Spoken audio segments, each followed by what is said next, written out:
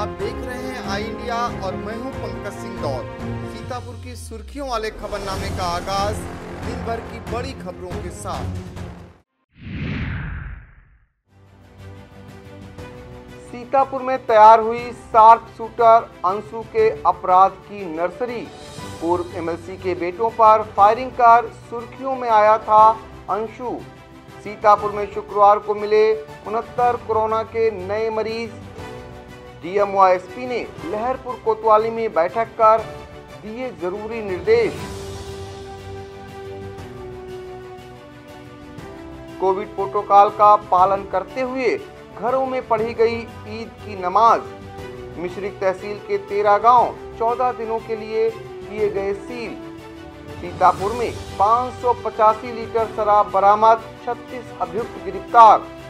जज्बाए कारवां के जरिए जरूरतमंदों की मदद कर रहे युवा।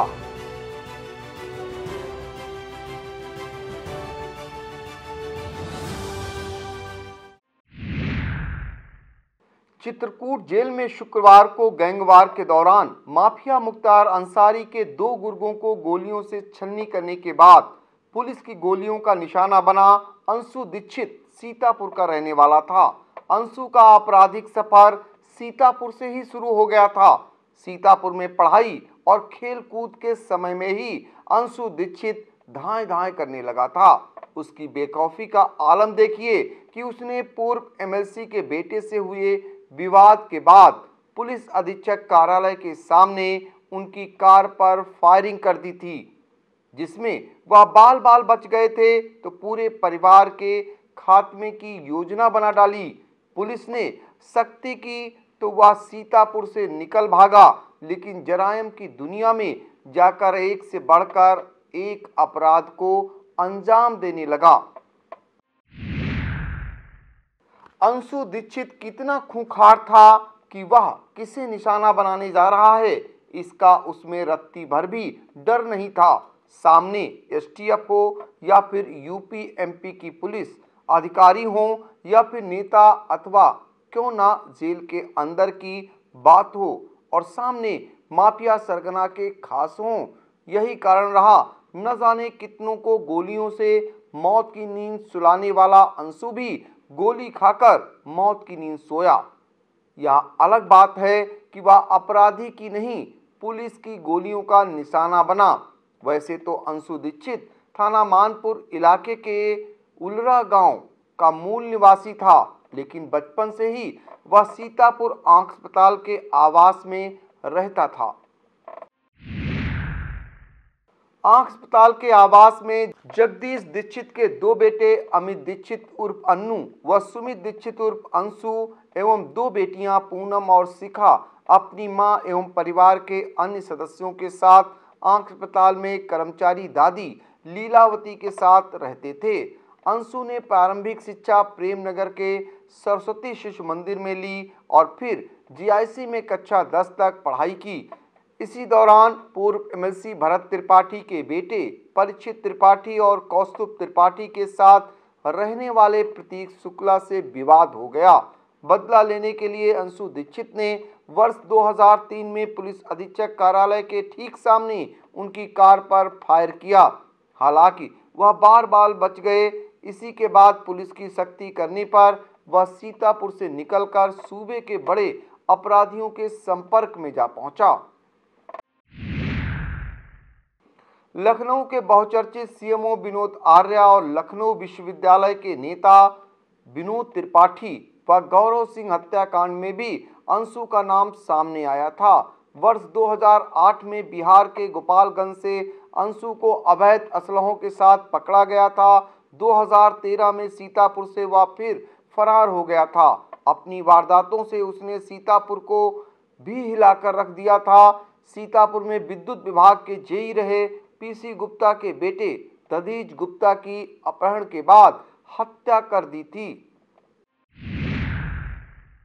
रायबरेली जेल में बंद रहते हुए 2 साल पहले असलहा और कारतूस के साथ फिरौती के लिए धमकी देता हुआ अंशु का एक वीडियो वायरल हुआ था। इसके बाद उसे चित्रकूट की आधुनिक जेल में भेज दिया गया। शुक्रवार को माफिया मुख्तार अंसारी के खास मुकीम काला तथा मिराजुद्दीन उर्फ मिराज अली को चित्रकूट जेल के अंदर मारने के बाद पुलिस और जेल कर्मियों ने खूंखार शार्प शूटर अंशु दीक्षित को भी ढेर कर दिया। पुलिस ने सीतापुर में जब अंशु की कुंडली तलाशी तो वह शहर कोतवाली का हिस्ट्री शीटर निकला और उसके विरुद्ध 6 मामले दर्ज मिले। इस घटनाक्रम के बाद सीतापुर पुलिस ने आंख अस्पताल वाले आवास पर पहुंचकर अंशु के चाचा से पूछताछ भी की, साथ ही उनके पिता को भी कोतवाली ले आई और उनसे पूछताछ जारी है। सीतापुर में नए मरीजों की संख्या में उतार चढ़ाव के साथ कोरोना का प्रकोप कायम है। स्वास्थ्य विभाग की ओर से जारी आंकड़ों के मुताबिक शुक्रवार को 69 कोरोना के नए मरीज मिले हैं। गुरुवार के मुकाबले यह संख्या काफी कम है, लेकिन गिरावट का आंकड़ा अस्थायी न होने से राहत मिलती नजर नहीं आ रही है। वहीं पिछले 24 घंटे में शिक्षक समेत 4 लोगों ने कोरोना के चलते अपनी जान गंवा दी है। स्वास्थ्य विभाग की रिपोर्ट के मुताबिक शुक्रवार को नगरीय क्षेत्रों में 27 जबकि ग्रामीण में 47 नए केस मिले हैं। इनमें 34 पुरुष और 35 महिलाएं शामिल हैं। 0 से 10 साल तक के 7 बच्चे संक्रमित मिले हैं, जबकि 11 से 20 साल तक के 5, 21 से 55 साल तक के 41 तथा 55 साल से अधिक के 16 लोग कोरोना पॉजिटिव पाए गए हैं। विभागीय रिपोर्ट के मुताबिक 2166 लोगों की रिपोर्ट आनी अभी बाकी है। कोरोना से होने वाली मौतों का आंकड़ा बढ़कर 152 हो गया है। आंकड़े गवाह हैं कि हर रोज कोरोना से कई लोग जान गंवा रहे हैं। पिछले 24 घंटे की बात करें तो स्वास्थ्य विभाग की रिपोर्ट के मुताबिक हरगांव बिरला विद्या मंदिर इंटर कॉलेज के जीव विज्ञान प्रवक्ता शिव कुमार तिवारी समेत 4 लोगों की मौत हो गई। संक्रमित शिव कुमार तिवारी का लखनऊ के लोकबंधु अस्पताल में इलाज चल रहा था। गुरुवार रात उन्होंने अपनी अंतिम सांस ली। कोविड वैक्सीनेशन अभियान परवान नहीं चल रहा है। अभियान में कहीं लाभार्थी रुचि नहीं ले रहे हैं तो कहीं सिस्टम की खामियां रोड़ा बन रही है। इतना ही नहीं, पहली डोज के बाद दूसरे डोज के लिए समय का बढ़ता अंतराल भी नागरिकों में उलझन पैदा किए हुए है। ताज़ा मामला प्राथमिक स्वास्थ्य केंद्र नेरी कला का प्रकाश में आया है।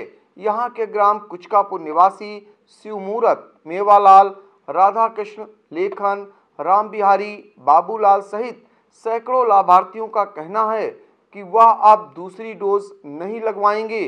पहली डोज की पीड़ा से ही वह अभी तक उबर नहीं पाए हैं। वक्त हो चला है एक छोटे से ब्रेक का। आप देखते रहिए आई इंडिया।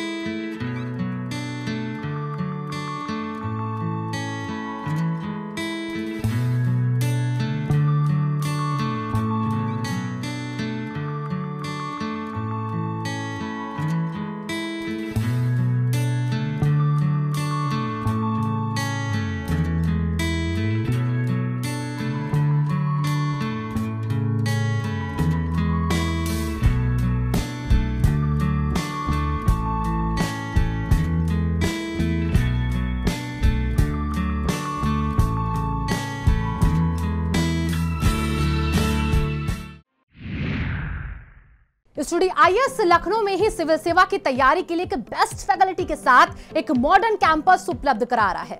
अब स्टूडेंट 12वीं के बाद ही आईएएस और पीसीएस की तैयारी कर सकते हैं। इसमें 12वीं के बाद आप ग्रेजुएशन करते हुए जो छात्र हैं वो आईएएस की परीक्षा के लिए तैयार किए जाते हैं। अगर आप ग्रेजुएशन कर चुके हैं तो आप हमारे स्पेशल बैच में आईएएस और पीसीएस की तैयारी कर सकते हैं। स्टडी आईएएस स्टूडेंट के रहने और खाने की व्यवस्था भी उपलब्ध कराता है, जिससे वो अपना पूरा समय सिर्फ पढ़ने के लिए यूज कर सके। अधिक जानकारी के लिए आप कॉल करें 9517171733 पर। आपको बता दें, इन सभी को पहले टीका लगे हुए 45 दिनों से अधिक का समय बीत चुका है। दोबारा टीका लगवाने के लिए अधीक्षक डॉक्टर आर.एन. वर्मा द्वारा लगातार लाभार्थियों को फोन ही नहीं किया जा रहा है, बल्कि ग्राम प्रधानों के जरिए उन्हें समझाने के प्रयास जारी हैं। बावजूद इसके टीकाकरण को लेकर लाभार्थियों के मन में पैदा हुआ संदेह दूर नहीं हो पा रहा है। प्रधान पद का चुनाव हारे प्रत्याशी समर्थकों ने रंजिशन पहले एक परिवार पर जानलेवा हमला बोला। धारदार हथियार और लाठी डंडों से लैस हुए हमले में एक ही परिवार के 5 सदस्यों को जख्मी कर दिया। पुलिस ने नामजद आरोपियों को पहले दबोचा, बाद में छोड़ दिया। अब खुलेआम गांव में घूमकर आरोपी धमकियां दे रहे हैं। पुलिसिया कार्रवाई न होने से आहत पीड़ित पक्ष ने एसपी को शिकायती पत्र देकर न्याय की गुहार लगाई है। आपको बता दें कि मिश्रिक ब्लॉक की ग्राम पंचायत फूलपुर झरिया के प्रधानी चुनाव में कांटे की टक्कर में सत्यपाल वर्मा पुत्र सिरदार विजयी हुए थे, जबकि अंबुज पुत्र कैलाश चुनाव हार गए थे। चुनाव हारे कैलाश और उनके परिवार ने चुनावी रंजिश के चलते गुड्डू पुत्र गुरदीन के परिवार पर गुरुवार की सुबह हमला कर दिया। हमले में 5 लोग गंभीर रूप से जख्मी हो गए। पुलिस ने 4 आरोपियों के खिलाफ केस दर्ज कर 2 आरोपियों को दबोचा था, लेकिन कुछ देर बाद उन्हें छोड़ दिया। इससे आरोपियों के हौसले बुलंद हैं। अब यह लोग गांव में खुलेआम घूमकर पीड़ित परिवार को जान से मारने की धमकियां दे रहे हैं। कोरोना संकट काल में जरूरतमंदों की मदद के लिए सीतापुर के कुछ दोस्तों ने मिलकर जज्बाए कारवां की शुरुआत की है। इसके जरिए जरूरतमंदों को खाद्य सामग्री मुहैया करा रहे हैं। शुक्रवार को नेपालापुर चौराहा समेत कसरेला रोड पर बाबूगंज में निःशुल्क भोजन वितरित किया गया। इस मुहिम में आंजनेय वाजपेयी, ऋषभ मिश्रा, आर्यन मिश्रा, दिव्यम जायसवाल, वैभव कुमार सिंह, अमृतेश मिश्रा, राज मिश्रा, असद, जमाल खान, देवांश दीक्षित, अभिषेक मिश्रा, एकांश सक्सेना, कनिष्क शुक्ला, विक्रांत गुप्ता, नितिन सिंह आदि सहयोग कर रहे हैं। स्वास्थ्य विभाग की ओर से जारी की गई जांच रिपोर्ट में मिश्रिक तहसील के गुंदलामऊ ब्लॉक के उचौली, अमटामऊ, कोरोना, मिश्रिक ब्लॉक के नारायणपुर, नरसिंहौली, अरबगंज, परसपुर, मछेटा ब्लॉक के बिहटबीरम, फतेहनगर, सडिला, दलेल नगर, राजागांव तथा पिसामा ब्लॉक के उदयपुर में एक एक मरीज मिला है। मिश्रिक एसडीएम गिरीश झा के आदेश पर संक्रमण की रोकथाम को लेकर इन गांवों को 25 मीटर की परिधि में अस्थायी रूप से सील कर दिया गया है। साथ ही अपरिहार्य स्थिति को छोड़कर आवागमन पर रोक लगा दी है। यह आदेश 14 दिनों तक प्रभावी रहेगा। जल ही जीवन है और जल के बिना सुनहरे कल की कल्पना नहीं की जा सकती। बावजूद इसके सीतापुर पालिका के जिम्मेदार जल की बर्बादी के प्रति कतई सजग नहीं हैं। तभी तो शिकायत के बाद भी शहर के विजय लक्ष्मी नगर में क्षतिग्रस्त अंडरग्राउंड वाटर सप्लाई दुरुस्त नहीं की गई है। हालात यह हैं कि पिछले 10-12 दिन से क्षतिग्रस्त वाटर सप्लाई लाइन से रोजाना हजारों लीटर पानी नाली में बह रहा है। यही नहीं, पाइप क्षतिग्रस्त होने से लोगों के घरों के नलों में पानी नहीं पहुंच रहा है। इससे अस्थायी लोगों को पेयजल की समस्या से जूझना पड़ रहा है। कोरोना काल में ब्राह्मण समाज ने परशुराम जयंती घरों में ही मनाई। अक्षय तृतीया के पावन दिन घर में ही भगवान परशुराम का पूजन किया गया। शुक्रवार की भोर से ही शंख की ध्वनि व मंत्र उच्चारण के साथ पूजा अर्चना प्रारंभ हुई। इस दौरान शिव बालक त्रिवेदी, रत्नेश द्विवेदी, रामदत्त मिश्रा, शिव कुमार शास्त्री, आकाश राय, सचिन त्रिपाठी, सुधांशु मिश्रा, अमरीश दीक्षित, विशंभर तिवारी आदि ब्राह्मणों ने पूजन के बाद आरती की। संध्या काल की बेला में सभी ने अपने घरों में दीपक जलाकर अंधकार रूपी महामारी को दूर करने की ईश्वर से प्रार्थना की। भगवान परशुराम के प्रकाशोत्सव दिवस पर अखिल भारतीय ब्राह्मण महासभा द्वारा जिला कार्यालय मोहल्ला रामनगर में एक कार्यक्रम आयोजित किया गया।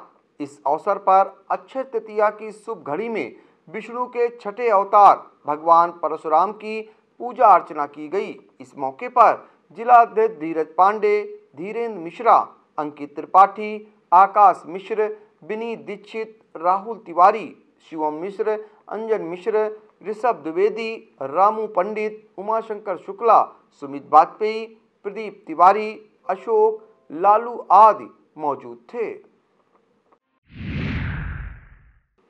ईदगाह मस्जिद लहरपुर में शुक्रवार को ईद की नमाज हुई। कोविड को ध्यान में रखते हुए 5 लोगों ने नमाज अदा की। इस समय ईदगाह मस्जिद के सामने पुलिस पूरी तरह से मुस्तैद रही। उधर नगर में शांतिपूर्वक ढंग से लोगों ने अपने घरों में ईद की खुशियां मनाई, तो कहीं अपनों के गम में डूबे लोग शोक में नजर आए, जिन्होंने कोरोना काल में अपनों को खो दिया है। पुलिस प्रशासन सुबह से ही शहर से लेकर गांव तक व्यवस्थाओं को चाक चौबंद बनाए रखने के लिए अलर्ट दिखाई दिया। पुलिस अधीक्षक आरपी सिंह के निर्देश पर सीतापुर में अवैध शराब निर्माण व बिक्री पर अंकुश लगाने के लिए छापेमारी अभियान पुलिस लगातार चला रही है।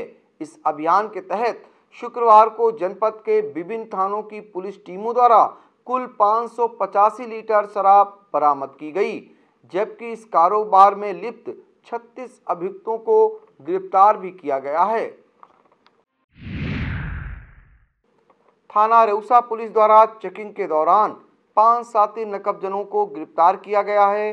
पकड़े गए अभियुक्तों की पहचान अवधराम पुत्र मनोहर, अभिलाख पुत्र ओम प्रकाश व इलियास पुत्र कल्लू निवासीगण महतोपुरवा मजरा सेवता थाना उमेश लुनिया पुत्र राज बहादुर निवासी पतरासा थाना रेउसा और रियाज पुत्र रफीक निवासी ललसा पुरवा मजरा गुड़रुआ देवरिया थाना रेउसा के रूप में हुई है। इनके कब्जे से कुल 3 तमंचे, 9 अदद कारतूस, पिकअप वाहन, 21,000 रुपये बरामद किए गए हैं। सीतापुर में शुक्रवार को कोविड नियमों का पालन करते हुए घरों पर ही ईद की नमाज पढ़ी गई।